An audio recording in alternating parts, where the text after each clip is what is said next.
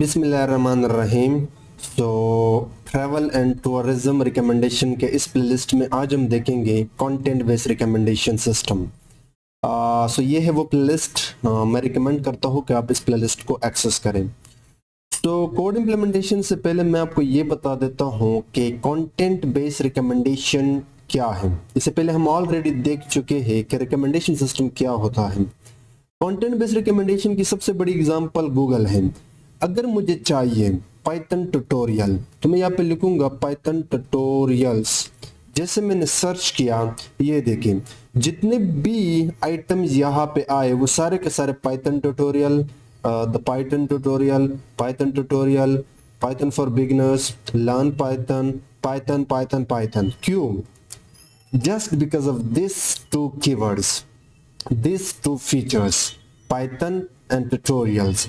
इसको उठा के गूगल के एल्गोरिदम ने अपने डेटाबेस में पड़े जितने भी लिंक्स थे या जितने भी डेटा सेट था उनके साथ कंपेयर किया और इसने सिमिलैरिटी खोजा, जो मोस्ट सिमिलर आइटम थे वो निकाल के यहाँ पे हमें डिस्प्ले किया। इसे आप कहते हैं कंटेंट बेस्ड रिकमेंडेशन। लेकिन ये प्रॉपर डेफिनेशन नहीं है, मैं आपको प्रॉपरली बता देता हूँ। प्रीवियसली मैं आपको बता चुका हूँ कि रिकमेंडेशन सिस्टम एक ऐसा एल्गोरिदम होता है जो यूज़र के प्रेफरेंसेस या पास्ट बिहेवियर के बेस पे उसको चीज़ें रिकमेंड करके देता है। लेकिन रिकमेंडेशन के बहुत सारे टाइप से, पहला टाइप से कंटेंट बेस्ड रिकमेंडेशन। अब यहाँ पे दो वर्ड है, कंटेंट एंड फिल्टरिंग। यानी कंटेंट मतलब आइटम्स, जैसे कि हमारे पास दो आइटम है ए बी सी और दूसरा आइटम है बी सी डी। ये मेरे प्लेटफॉर्म पे पड़े हैं डेटाबेस के अंदर, ठीक है। लेकिन ये दोनों सिमिलर है on the basis of their content, क्योंकि इसमें ए बी है और इस कंटेंट में बी एंड सी है। तो बी एंड सी यहाँ पे इस कंटेंट के बी सी के साथ सिमिलर है। सो दिस कंटेंट ओवरऑल आप समझ लो कि ये दोनों कंटेंट सिमिलर हैं। यहाँ पे हमारे पास एक यूजर है जिसको मैंने नाम दिया है यूजर इन। लेकिन इसको क्या पसंद है? इसको जस्ट पसंद है ए बी सी। तो मुझे चाहिए कि मैं जस्ट ये चीज इस यूजर को रिकमेंड करूं, लेकिन इस आइटम की सिमिलैरिटी है विद दिस आइटम, तो मुझे चाहिए कि ये चीज भी इस यूजर को रिकमेंड करके दो, क्योंकि ये दोनों item on the basis of their features content they are similar. So अगर यूजर को एक चीज पसंद है तो मुझे चाहिए कि मैं यूजर को ये चीज भी दिखाऊं ताकि यूजर ये भी पसंद करे और इसको भी खरीद ले। So overall content based recommendation एक ऐसा एल्गोरिदम होता है जिसमें आप आइटम्स, अब ये आइटम प्रोडक्ट भी हो सकता है, मूवी भी हो सकता है, कोई भी चीज हो सकता है, अगर उनके टेक्स्ट, कीवर्ड्स, टैग्स सिमिलर हैं तो आप यूजर को दूसरा आइटम दिखा सकते हो। हालांकि यूजर को जस्ट यहाँ पे चाहिए ए बी सी, लेकिन यहाँ पे एक और ऐसा प्रोडक्ट आइटम है जो इस एबीसी के साथ सिमिलर है, तो हमने ये यूजर को दिखाया। इसको कहते हैं कंटेंट बेस्ड रिकमेंडेशन सिस्टम, ठीक है। Now let's implement our this content based recommendation. तो हमारे पास फाइनली ये डेटा था डीएफ। अब इस डेटा के अंदर वो कॉलम को जो सबसे ज्यादा इंपॉर्टेंट है कंटेंट बेस्ड रिकमेंडेशन के लिए। अब ये एक पूरा का पूरा रिकॉर्ड है, एक पूरा का पूरा आइटम है, ठीक है, यहां से यहां तक। और ये एक दूसरा रिकॉर्ड है और ये एक तीसरा रिकॉर्ड है, आइटम है, रो है, जो भी इसको आप नाम दो, and this is the fourth one. So हम क्या करेंगे कि हर आइटम का कुछ ऐसे इंपॉर्टेंट टैग्स निकालेंगे जो बाद में हमारे काम आ जाए सिमिलैरिटी खोजते वक्त। तो आप खुद अंदाजा लगाओ कि इस कॉलम के अंदर ये जो नेम है या जो प्रेफरेंसेस है, जेंडर है, ये ऐसे कॉलम है जो हमारे काफी काम आएंगे सिमिलैरिटी खोजते वक्त। सो ये डेटा मैंने सेव किया है, बल्कि सेव नहीं किया है, मैं ये सारे के सारे कॉलम यहाँ से निकालता हूँ। सो मैं डेटा के अंदर जाके पहले जो टाइप वाला कॉलम है वो निकालूंगा, क्योंकि इसके अंदर बहुत ही इंपॉर्टेंट टैग्स हैं, ठीक है। और इसमें मैं जोड़ूंगा एक स्पेस के साथ एक और कॉलम अपने डेटा का, सॉरी मैं यहाँ पे प्लस लगाऊंगा, ठीक है।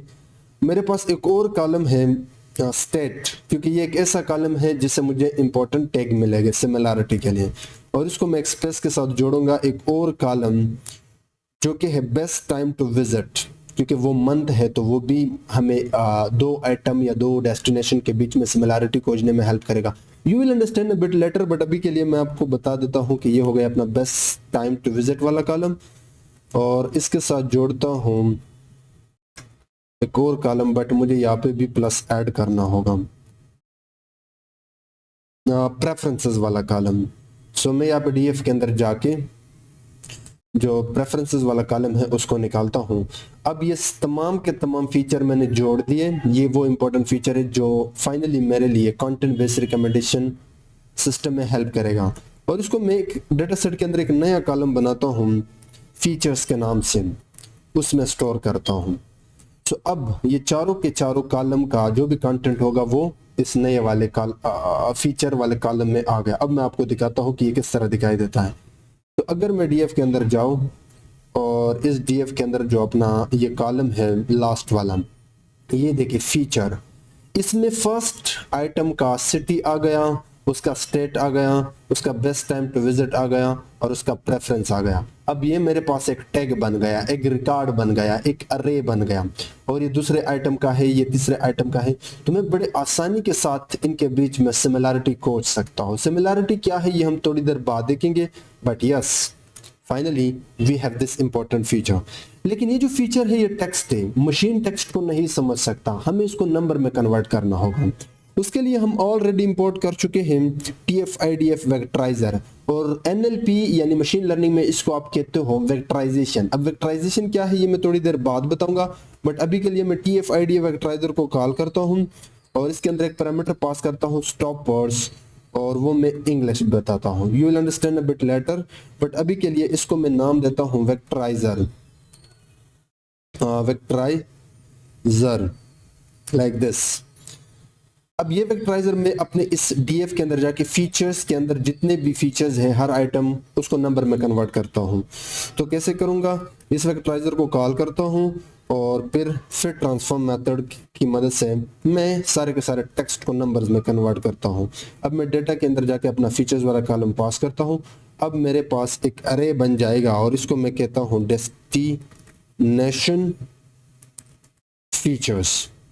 तो अब मैं आपको दिखाना चाहूंगा ये किस तरह दिखाई देता है। सो अगर मैं यहाँ पे डेस्टिनेशन फीचर को कॉल कर दूं तो you will not be able to see it, but अगर मैं इसको टू अरे में कन्वर्ट कर दूं, ये देखें, ये हमारे पास टोटल हमारे पास जो डेटा है उसका शेप मैंने आपको दिखाया था, कोई लगभग 900 था, कोई 900 था, यानी 900 आइटम्स थे हमारे पास।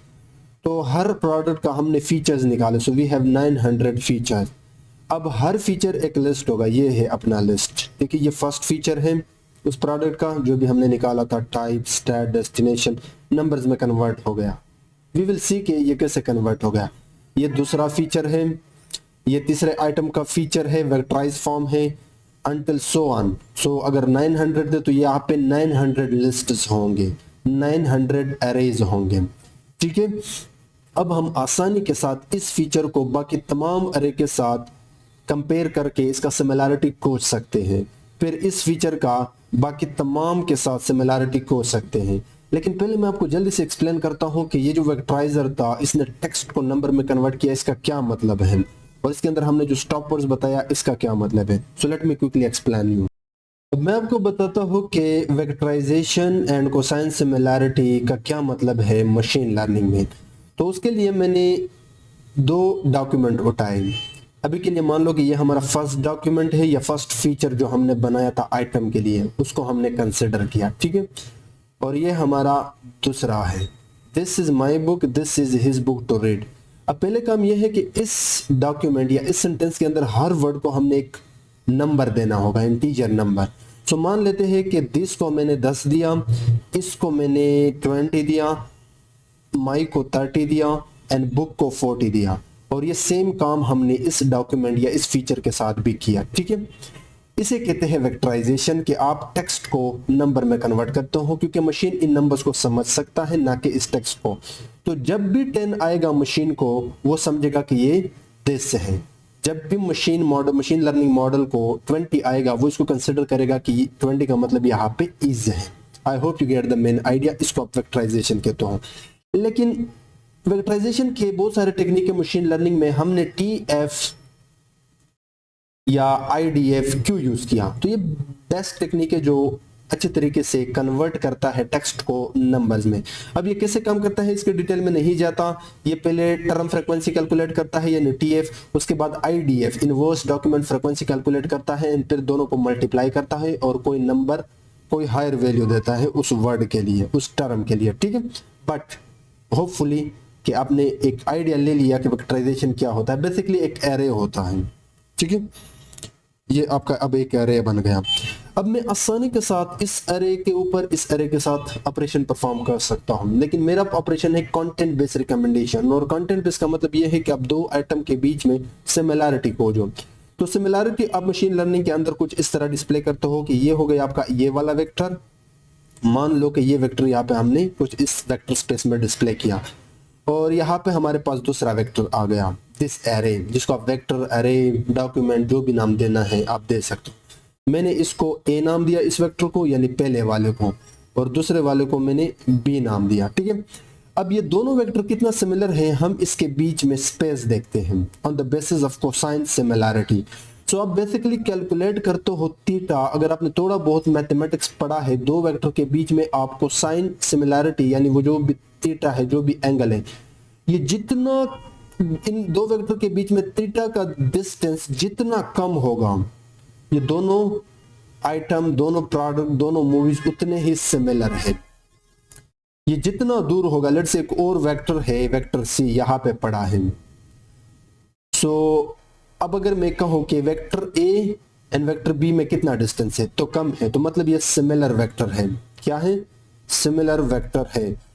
और ये जो थर्ड वेक्टर C है, अगर मैं कह दूं कि vector C and vector B में कितना डिस्टेंस है, तो डिस्टेंस बहुत ज्यादा है, तो इनके बीच में सिमिलैरिटी बहुत कम है। सो डिस्टेंस जितना ज्यादा होगा उतने ही वो आइटम डिससिमिलर होंगे, और डिस्टेंस जितना कम होगा उतने ही ये दोनों आइटम सिमिलर कंसिडर किया जाएगा, ठीक है। लेकिन ये सारा काम इंटरनली साइकिट लर्न के जो भी क्लासेस है like TF, IDF and cosine similarity internally करता है। बट जस्ट मैंने आपको एक आइडिया देना था, hopefully you get the main idea. चलिए अपना जो इम्प्लीमेंटेशन वाला पार्ट है वो कंटिन्यू करते हैं। नेक्स्ट हमने जितने भी यहाँ पे वेक्टर्स बनाए फीचर्स के लिए, इस फीचर के अंदर अगर 900 थे, तो ये फर्स्ट वन है, ये आपका सेकंड वेक्टर है, ये आपका थर्ड वेक्टर है। अब हम क्या करेंगे, हर वेक्टर का दूसरे वेक्टर के साथ सिमिलैरिटी फाइंड करते हैं, तभी तो हम आगे जाके कंटेंट बेस्ड रिकमेंडेशन बना सकते हैं। तो उसके लिए आपके पास एक फंक्शन होता है कोसाइन सिमिलैरिटी क्लास, जो इनिशियली प्रीवियस वीडियो में हमने इंपोर्ट किया था, ठीक है। इसको आप पास करते हो, आप अपना डेस्टिनेशन फीचर्स एरे जो हमने बनाया, बेसिकली ये पूरा का पूरा अरे, ये वाला, और ये डेस्टिनेशन फीचर एरे एक बार फिर। अब होगा क्या कि इस एरे से पहले आइटम को पकड़ेगा और तमाम आइटम या वेक्टर्स या एरे के साथ इसको कैलकुलेट करेगा सिमिलैरिटी, ठीक है। और इसको मैं एक वेरिएबल में स्टोर करता हूं ताकि मैं आगे इसको कंटेंट बेस के लिए यूज कर सकूं, और इसको मैं कहता हूं कोसाइन सिमिलैरिटी। सो अब अगर मैं आपको कोसाइन सिमिलैरिटी दिखाऊं, तो मैंने रन किया इसको, ये देखें। अब इसको समझने का ट्राई करना, ये एक पूरा का पूरा अरे है कोसाइन सिमिलैरिटी का, किसके लिए? फर्स्ट फीचर के लिए। जो भी फर्स्ट फीचर होगा मैं आपको जल्दी से यहाँ पे निकाल के देता हूं। TF के अंदर जाके जो फीचर्स है उसको मैंने कॉल किया यहाँ पे, ये देखें। अब फर्स्ट फीचर था सिटी राजस्थान, अक्टूबर मार्च, सिटी हिस्टोरिकल, फर्स्ट आइटम के लिए जो 0 इंडेक्स पे पड़ा था, उसका अरे हमने बनाया था इसके अंदर, ठीक है। अब इसका फर्स्ट फीचर का खुद के साथ सिमिलरिटी है 100। ये जितना ज्यादा होगा वो आइटम उतना ही सिमिलर होगा, तो खुद के साथ सिमिलरिटी ज्यादा होगा। उसके बाद फर्स्ट आइटम यानी 0 इंडेक्स पे जो पड़ा है उसका सिमिलरिटी है दूसरे आइटम के साथ, ये देखिए ये दूसरा आइटम, ये वाला दिस वैल्यू 0.30 जो कि कम सिमिलर है। उसके बाद थर्ड आइटम के साथ फर्स्ट आइटम का सिमिलरिटी 80 है, इसका मतलब भी ये बहुत ज्यादा सिमिलर है। फिर ये जाएगा जितना भी आपका डेटाबेस है। सो हर आइटम का 992 आइटम के साथ सिमिलरिटी होगा एक एरे के अंदर। उसके बाद दूसरे आइटम, अब हमने इस आइटम को पकड़ा, दूसरे आइटम का फर्स्ट आइटम के साथ सिमिलैरिटी 30 है, दूसरे आइटम का खुद के साथ 100 है, दूसरे आइटम का तीसरे के साथ 10 है, until so on। और ये तब तक चलता रहेगा जब तक आपके पूरे डेटाबेस के अंदर 992 फीचर नहीं होते। अब ये वो वेरिएबल है जो हम कंटेंट बेस्ड रिकमेंडेशन सिस्टम के लिए यूज कर सकते हैं। तो अब मैं आपको एक प्रॉपर फंक्शन बनाऊंगा जिसमें जिस तरह मैंने गूगल में सर्च किया था, यूजर सर्च करेगा और वो हमें चीजें रिकमेंड करके देगा, ठीक है। और इस फंक्शन को आप कोई भी नाम दे सकते हो, मैं अभी के लिए इसको नाम देता हूं रिकमेंड डेस्टिनेशन। अब इसके पास एक नया यूजर का आईडी आएगा जो हमारे इस प्लेटफॉर्म पे आया होगा, ठीक है। और इसको मैं दो डेटाबेस पास करूंगा, यूजर, या आप डायरेक्टली डीएफ भी पास कर सकते हो, बट मैं यहाँ पे यूजर हिस्ट्री डीएफ जो था वो पास करता हूँ, एंड जो डेस्टिनेशंस वाला डीएफ था वो पास करता हूँ, और अपना पूरा का पूरा कोसाइन सिमिलैरिटी पास करता हूँ, ठीक है। अभी के लिए मैं इसको पास करता हूँ। अब ये फंक्शन मैं यहाँ पे कॉल करता हूँ। मैं क्या करता हूँ, अभी के लिए ये वाला कोड यहाँ पे पेस्ट करता हूँ। ये वही सेम कोड है, एक फंक्शन है जिसके पास यूजर का आईडी, जो हिस्ट्री वाला डीएफ था, डेस्टिनेशन वाला डीएफ था, और जो हमने कोसाइन सिमिलैरिटी कैलकुलेट किया वो यहाँ पे आ गया, ठीक है। ये जस्ट मैंने कॉमेंट डाला है आप लोगों को एक्सप्लेनेशन के लिए। अब मैं क्या करता हूँ, ये फंक्शन मुझे कुछ तो रिटर्न करेगा, लाइक अभी के लिए मैं इसको रिकमेंडेशन नाम देता हूँ। वो रिकमेंडेशन मैं यहाँ पे गेट करूंगा by calling this function.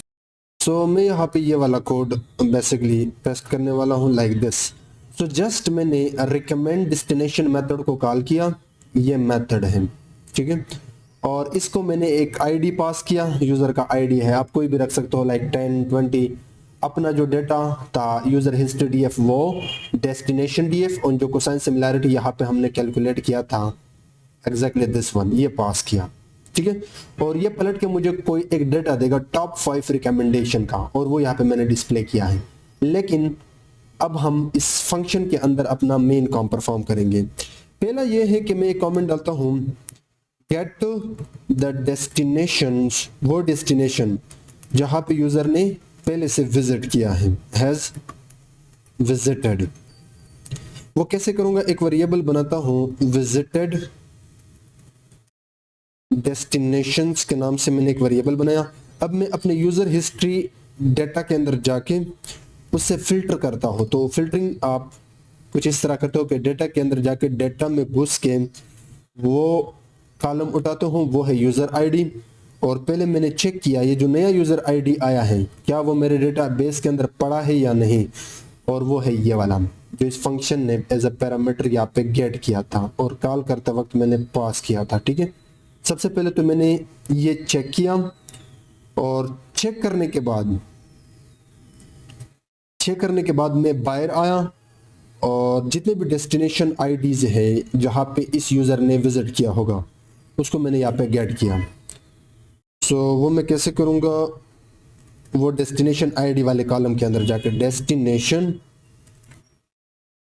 ID और उनके जितने भी वैल्यूज हैं वो मैंने निकाले, ठीक है। I hope you get the idea. अब मैं कैलकुलेट करता हूँ सिमिलैरिटी स्कोर जितने भी विजिटेड डेस्टिनेशन है उनके लिए। सो मैं एक कमेंट डालता हूँ like calculate similarity scores for visited destinations। सो उसके लिए आपको पता है कि कोसाइन सिमिलैरिटी हमारे पास है, तो मैं कोसाइन सिमिलैरिटी को कॉल करूंगा और उसको पास करूंगा जितने भी मैंने विजिटेड डेस्टिनेशन निकाले हैं। और सिंस इसमें एक एक्स्ट्रा होगा तो वो मैं माइनस कर देता हूँ। It depends on your cosine similarity. और इसमें एक और पैरामीटर आप पास करते हो। अच्छा, ये जो कोसाइन सिमिलैरिटी है इसका पैरेंथेसिस गलती से भी मत भूलना। कोसाइन सिमिलैरिटी को आप दो चीज़ें पास करते हो। एक तो मैंने लिस्ट के अंदर अपना जो विजिटेड डेस्टिनेशन है वो पास किया, जिसकी मदद से मैं निकालूंगा कोसाइन सिमिलैरिटी। बेसिकली ये पैरेंथेसिस यहाँ पे नहीं होना चाहिए, I am sorry for that, ठीक है। लेकिन मैं क्या करूंगा, इनको सम करूंगा यानी जोड़ूंगा। तो उसके लिए मैं numpy लाइब्रेरी के अंदर जाके सम मेथड लगाऊंगा कुछ इस तरह, और इसको मैं रो वाइज जोड़ूंगा। तो इस सम के अंदर एक पैरामीटर होता है या वेरिएबल होता है एक्सेस 0। अगर कॉलम वाइज करना चाहते हो तो 1, अगर रो वाइज तो 0। ठीक है। सो जितने भी डेस्टिनेशन हो गए, लेट्स से जो यूजर 20 है, अगर उसने 10 डेस्टिनेशन पे विजिट किया है तो 10 डेस्टिनेशन हमने निकाले कोसाइन सिमिलैरिटी से। ठीक है, कोसाइन सिमिलैरिटी से। और फिर सॉरी यहाँ पे हमने निकाले, फिर हम कोसाइन सिमिलैरिटी से हमने उनके बीच में सिमिलैरिटी खोजा और उनको सम किया और रो वाइज। अब इनको मैं एक वेरिएबल में स्टोर करता हूँ और इसको मैं नाम दे सकता हूँ like similar scores like this. अब मैं रिकमेंड करता हूँ टॉप 5 डेस्टिनेशन इस यूजर के लिए जहां पे इस यूजर ने विजिट ना किया हो, on the basis of visited similarity. तो मैं एक कमेंट डालता हूँ, रिकमेंड टॉप 5 डेस्ट where user hasn't visited. So वो मैं कैसे करूंगा, वो मैं numpy लाइब्रेरी के अंदर जाके argument max function argument sort function की मदद से, आर्गुमेंट सॉर्ट numpy का एक फंक्शन है, उससे मैं जितना भी सिमिलैरिटी स्कोर है उनको मैं सॉर्ट करता हूँ। यानी जो सबसे हायर है वो पहला आएगा, उसके बाद जो दूसरा हायर है। लेट्स से ये हमारा लिस्ट है, एक है 90, एक है 30, एक है 40, ये 3 सिमिलैरिटीज हैं। तो आर्गुमेंट सॉर्ट क्या करेगा, पहले 90 वाले को डालेगा, उसके बाद 40 वाले को, उसके बाद 30 वाले को, यानी जस्ट हमने सॉर्ट किया सिमिलैरिटीज को। ठीक है। और वो आप कुछ इस तरह करते हैं कि ऑल लास्ट वाले को छोड़ के, यानी नेगेटिव, हमने नेगेटिव इंडेक्सिंग किया यहाँ पे बेसिकली। और अब मैं इसको एक नाम देता हूं प्रॉपर रिकमेंडेड डेस्टिनेशंस के इंडेक्स। मैंने जस्ट इंडेक्स निकाले। सो अब ये 5 होंगे तो हम क्या करते हैं, एक लूप चलाएंगे। अब ये 5 से ज्यादा होंगे, sorry, it could be 10, it could be 20, we don't know, but we only need top 5 और टॉप 20। सो मैं एक लिस्ट बनाता हूँ, एम्प्टी लिस्ट रिकमेंडेशन के नाम से, जिसमें मैं फाइनली अपना रिकमेंडेशन स्टोर करूंगा। मैंने एक लूप चलाया जो एक इंडेक्स उठाएगा ऑन दिस रिकमेंडेड इंडेक्स के ऊपर, और मैंने एक चेक लगाया, इफ जो हमारा डेस्टिनेशन डीएफ है उसके अंदर जाके मैं इंडेक्स लोकेशन के बेस पे मैं इस लूप का इंडेक्स डालूंगा कि मेरे डेटा सेट के अंदर ये जो इंडेक्स मैंने निकाले थे 1 बाय 1 लूप उठाएगा, क्या वो इसके अंदर है? अगर है तो फिर आप उस डेस्टिनेशन का इंडेक्स उठाओ, डेस्टिनेशन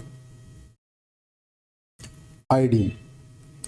लेकिन मेरा चेक क्या है कि अगर वो नहीं है, if not in visited destination, ये जो विजिटेड डेस्टिनेशन थे, यानी जो डेस्टिनेशन डीएफ था उसके अंदर जाके जो मैंने इंडेक्स निकाले हैं वो उसके बेस पे आप डेस्टिनेशन आईडी उठाओ। लेकिन अगर वो मेरे विजिटेड डेस्टिनेशन के अंदर नहीं है, देन मैं चाहता हूं कि मैं ये कोड आप लोगों के लिए आसान करूं, क्योंकि यहाँ पे ऐसे भी यूजर्स होंगे जो नहीं जानते होंगे कि पाइथन में फंक्शन लूप्स, बट पहले मैं जल्दी से इसको इम्प्लीमेंट करता हूँ, फिर मैं आपको आसान तरीका भी बताऊंगा। लेकिन पहले तो आप ये समझो कि मैंने यहाँ पे कहा था कि recommend top 5 destination where user hasn't visited. तो सबसे पहले तो मैंने क्या किया कि जितने भी सिमिलैरिटीज थे उनको मैंने सॉर्ट किया और उनके मैंने आईडीएक्स या इंडेक्स यहाँ पे निकाले। उसके बाद मैंने इसके ऊपर लूप चलाया। अब ये लूप मैंने क्यों चलाया? ये लूप मैंने इसलिए चलाया कि मैं देख सकूं कि जो यूजर है जो उसने पहले से विजिट किया है वो मैं ना निकालो, बल्कि वो निकालो जो मोस्ट सिमिलर है, जहां पे यूजर ने विजिट नहीं किया है। तभी तो मैंने कहा कि आप डेस्टिनेशन डीएफ के अंदर जाके वो रोज निकालो इस इंडेक्स के बेस पे। अगर वो विजिटेड डेस्टिनेशन के अंदर नहीं है तब जाके आप इसको टॉप 5 रिकमेंडेशन निकाल के दो, टॉप रिकमेंडेशन यहाँ पे निकाल दो और उसको अपेंड कर दो इस वाले लिस्ट के अंदर, ताकि हम हमारा फंक्शन ये रिटर्न कर दें। तो मैं ये रिकमेंडेशन लिस्ट यहाँ पे कॉल करता हूँ और इसमें अपेंड करता हूँ अपना डेस्टिनेशन डीएफ के अंदर जाके मैं निकालता हूँ इंडेक्स लोकेशन के बेस पे ये जो लूप वाला इंडेक्स है वो पास करके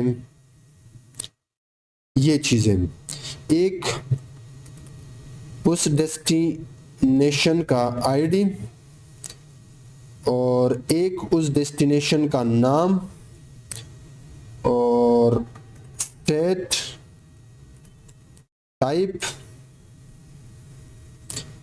and best time to visit. अब सिंस मैं चाहता हूं कि मैं इसको एक डिक्शनरी में कन्वर्ट करूं, तो मैं इस पूरे के ऊपर कॉल कर सकता हूं टू डिक्ट फंक्शन।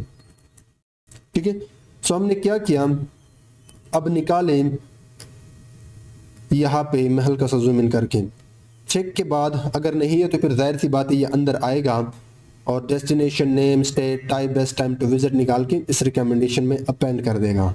ठीक है, लेकिन मैं इस इफ से बाहर आके अब मैं एक चेक लगाता हूं कि if length of these recommendations greater than equal to 5 तो आप ब्रेक कर दो, क्योंकि मैं जस्ट 5 रिकमेंडेशन को निकालना चाहता हूं और अब मैं प्रॉपर इस लूप से बाहर आके एक प्रॉपर डेटा फ्रेम बनाता हूं जो मुझे रिटर्न करके देगा ये रिकमेंडेशन, और वो मैं ये डायरेक्टली यहाँ पे कर सकता हूँ pandas डॉट डेटा फ्रेम की मदद से। एक फंक्शन होता है डेटा फ्रेम की मदद से, इसको मैं पास करूंगा रिकमेंडेशन। सो चल इसको कॉल करते हैं और देखते हैं। मैं हल्का सा जूम आउट करके ये मैंने इसको रन किया, बट इससे पहले मैं क्या करता हूँ, जो प्रॉपर कोड है इस इंटायर फंक्शन का वो यहाँ पे पेस्ट करता हूँ। अब मैं हल्का सा आपको ओवरव्यू देता हूँ। ठीक है, ये है रिकमेंड डेस्टिनेशन जिसके पास यूजर का आईडी और 2 डेटा सेट आ रहे हैं। ठीक है, और ये है हमारा cosine similarity. Hopefully you get the main idea. उसके बाद हमने क्या किया कि हमने वो डेस्टिनेशन निकाले जहां पे यूजर ने विजिट किया था by this logic, and then हमने कैलकुलेट किया similarity score in visited destination के लिए बाय यूजिंग कोसाइन सिमिलैरिटी जो हमारे पास पहले से था। उसके बाद हमने क्या किया कि इनको सॉर्ट किया, सॉर्ट करने के बाद हमने एक लूप चलाया और चेक किया कि वो डेस्टिनेशन जहां पे यूजर ने विजिट ना किया हो उनको निकालो और फिर उनका जो डेस्टिनेशन आईडी है, नेम है, स्टेट है, टाइप है, पॉपुलैरिटी है, बेस्ट टाइम है, वो निकाल दो। और वो बहुत ज्यादा हो गया लेकिन मुझे अभी के लिए जस्ट 5 चाहिए, एंड देन उसका डेटा फ्रेम बनाया और ये रिजल्ट यहाँ पे आएगा और ये रिजल्ट यहाँ पे हमने डिस्प्ले किया। चले मैं इसको रन करता हूँ तो ये आ गया अपना डेटा सेट। सो इस यूजर के लिए जो 1 है, मैं अभी के लिए 20 वाला पास करता हूँ। 20 आईडी के यूजर के लिए ये है रिकमेंडेशन, नाम, स्टेट, टाइप, पॉपुलैरिटी। मैं एक और यूजर पास करता हूं, ठीक है, और